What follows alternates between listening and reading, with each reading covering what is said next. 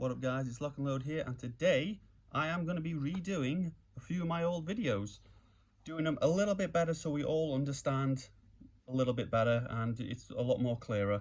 I've got to admit, I'm not very good at this talking on camera malarkey. It's not something I've ever really done before, so forgiveness please with that. But other than that, let's get to it. Okay, key lockbox. What have we got here? This is a key lockbox. You put your keys in there, you open it up, you put your keys in there, you close it up, you give that a spin, it's locked. You see these all the time outside people's houses and so on and so forth. Okay, first method. Inside here, there is actually a bar which is connected to a spring. What we're going to do with this is a broken key extractor. It's got a little hook on the end, if you can see that.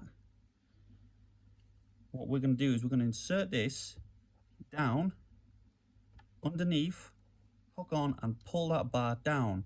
What that does is it puts all of these under tension. All we have to do then is find the one which is loose. You ready for this? Okay, let's do this. So we're going to go down. Yeah, I'm knocking the camera there. Okay, let's get a better angle. Okay, right, so ooh, that's loose. So we've got that one. First one is 0. This one is very stiff. I have to ease up on the tension.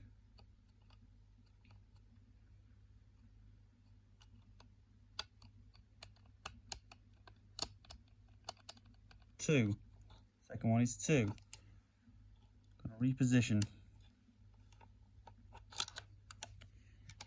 Slipped. Brilliant. However, we still remember the first two numbers. 0, 2. Let's see if we can get it down there. Okay, we've hooked it.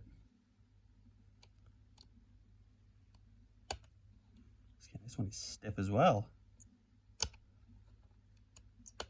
The stiffer the better, really, because that means you get more feedback.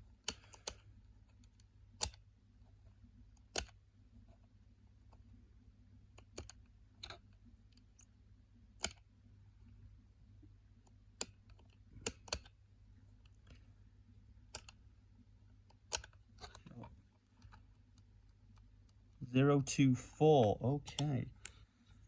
Now I'm going to go back to this one because that one was awkward.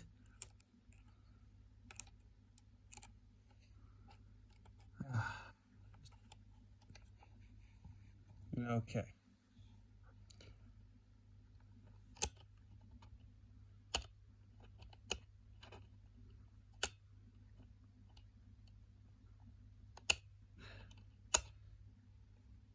That made it easy.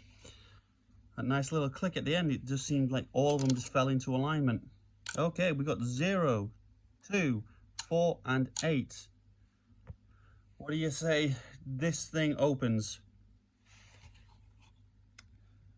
Okay, let's give it a try. Oh, look at that. So, let's recap. Bar in there, connected to a spring. Need something nice and thin with a hook on the end. Insert down in. Go under, reach behind, and pull that bugger down. Puts all of these under tension. You need to find the loose one. The beauty with this method is you don't need to add or take away anything like in the other method, which uses a shim.